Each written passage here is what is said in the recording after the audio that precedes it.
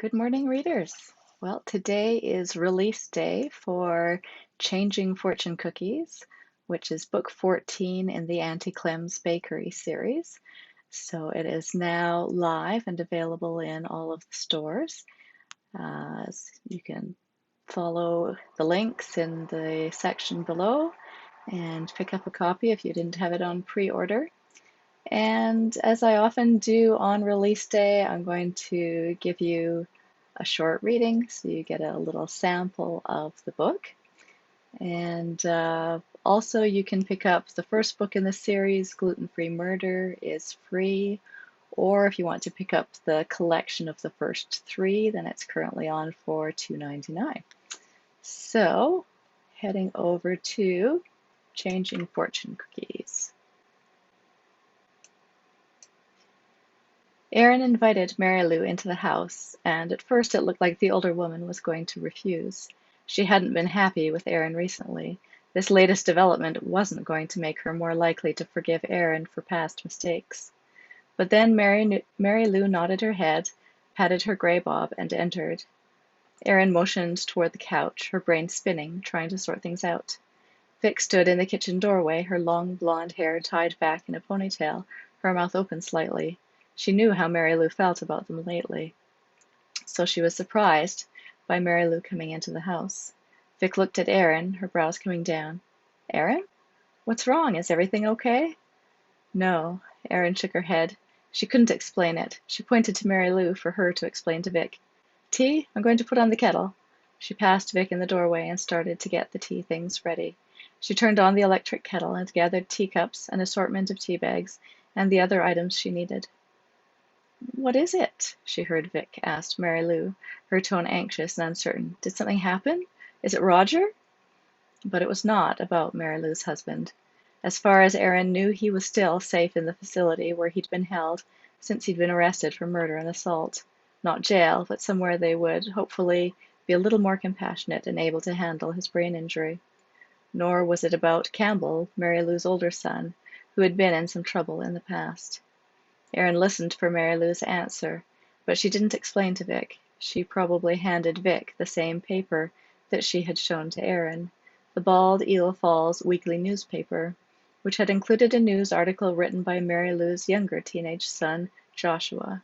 But the article had been cut out, and there was a sticky note in its place. If you want to know where your son is, maybe you should ask Aaron Price.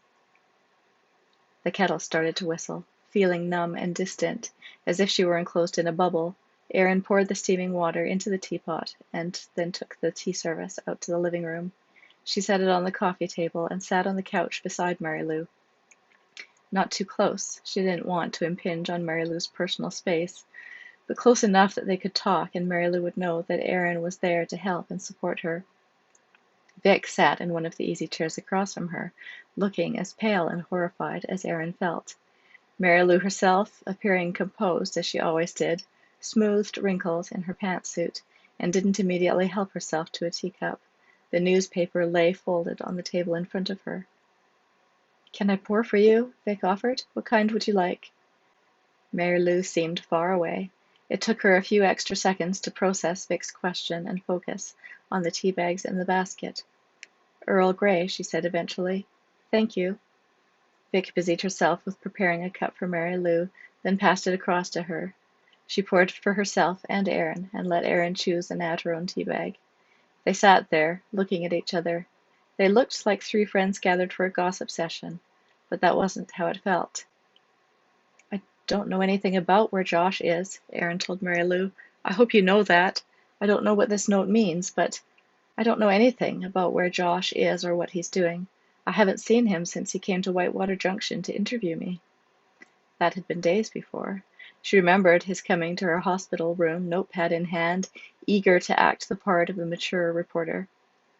Aaron had assumed that Joshua had gone home after that interview, had carried on his life as usual through the remainder of the cooking contest. And he had, of course, handed in his report to his English teacher and submitted it to the newspaper. And then? What had happened? And why did the note say that Mary Lou should ask Aaron when she knew nothing about Joshua's whereabouts? He isn't home? Vic asked the obvious. Of course, Josh wasn't at home, or his mother would not be concerned about a note that implied something had happened to him. No, he was home yesterday. Everything was normal. I thought everything was even better than normal. But something happened. This morning he didn't come down for breakfast. When I looked in his room to wake him up, he wasn't there. Mary Lou's gaze sought out Aaron's. His bed hadn't been slept in. Erin's stomach clenched into a tight ball. She felt like she was being strangled. What could have happened to Joshua? If his bed hadn't been slept in, he hadn't just gone for a walk or to visit a friend or pick up a cup of coffee that morning. Something had happened to him the night before. He'd left the house without Mary Lou being aware of it, and he had not returned. Have you called the police? No, Mary Lou shook her head. I haven't talked to anyone. I called him on his phone and there was no answer.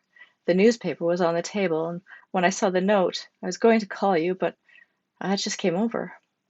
Yeah, this is really crazy, but I don't know where he is. Erin trailed off. She didn't know how to explain the note. Someone was trying to throw suspicion on her, but she hadn't had anything to do with Joshua's absence. But maybe if you thought about it, you would have some idea, Mary Lou said. Even if you haven't seen him or heard from him, you must know something about what is going on. Why would the note say that, if it wasn't anything to do with you? But it isn't. I don't know anything. Where would he go? You two have been involved in everything going on around here. You must have some idea. Aaron felt lost. What about Cam? Vic suggested. Maybe he went to visit his brother, and this note is just, I don't know, some kind of cruel joke? Mary Lou had her phone in her hand. She stared at it as if it were something foreign to her, or might blow up at any minute. Have you called Campbell? Aaron asked. It was probably the first thing Mary Lou had done. No, he won't be up yet. He stays out late, sleeps half the day. He wouldn't wake up. But if Joshua is with him, they must know you'd be looking for him. Or if he's not, won't Campbell want to help look for him? He'd want to know right away. Mary Lou shook her head. There's no point, Aaron. I said he won't wake up. I can't ask him or tell him anything if he is asleep and doesn't answer his phone. Aaron understood this, but still felt like Mary Lou should at least try. If he really is missing, we should call the police, Vic said. Yes, Aaron agreed. The earlier they can start looking for him, the better the results. I don't think they'll look if he hasn't been missing 48 hours, will they? No, they'll look sooner than that, Aaron assured her. If you think something happened to him, you should tell them right away. The first few hours can be critical. We don't want to lose them. I don't know that anything has happened to him. This could just be a joke, someone being silly. He's a teenager. They do stupid things without realizing what the consequences could be. But if he was just out with friends, wouldn't you be able to get him on the phone? Aaron pointed out. Maybe, maybe not. There are a lot of places in these mountains where you can't get a signal. If he's out of range of a cell tower, or in a canyon or spelunking, I wouldn't be able to get him. Spelunking, Aaron repeated. Just thinking about being underground in a cave was enough to take her breath away. Still, he wouldn't go into a cave without friends, would he? And without letting someone know where he was? No, Mary Lou drew the word out, and even though she said he wouldn't do it, she immediately contradicted herself. Like I said, he's a teenager, and teen boys do all kinds of crazy things without understanding the dangers. As you well know, she gave each of them a hard stare. Erin looked down at her cup, her face hot with embarrassment. You try to tell them something they need to be careful of, a decision that could bring them harm, and you just get, I'll be fine, Mum, I promise. As if they can control the consequences. Mary Lou took a sip of her cooling tea. I don't know how many times I've told them, you can't choose the consequences. You can only choose your actions. Erin looked at Vic. Well, we can look around town, see if he's at the school or any of the regular hangouts.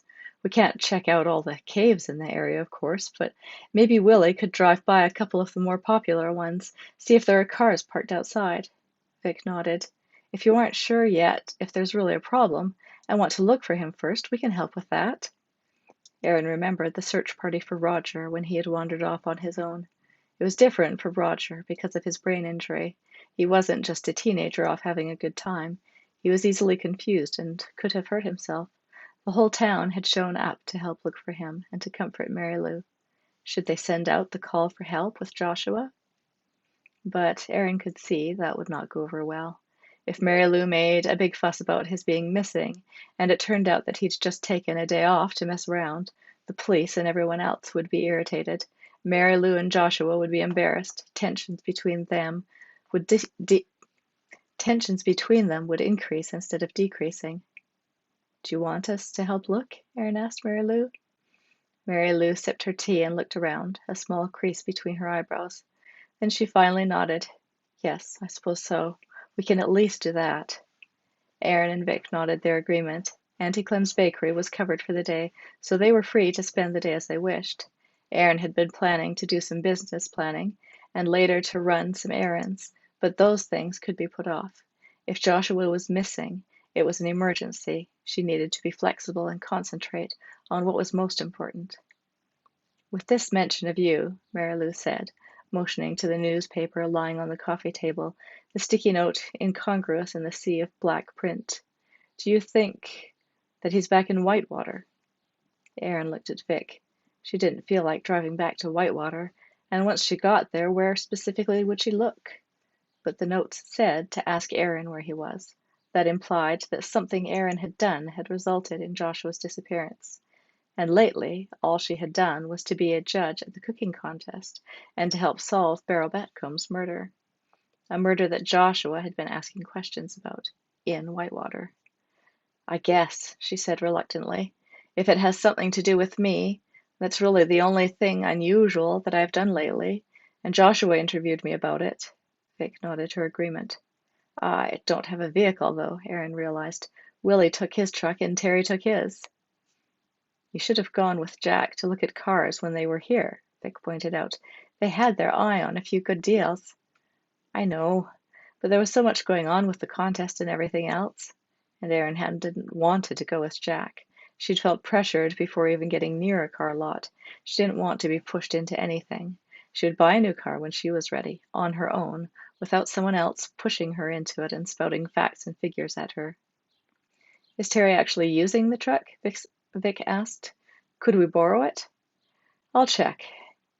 He was often on patrol around the town, his truck just parked in the lot at the town hall, where the police department was housed. It was only a short walk to get there from Erin's house. Okay, so there you go.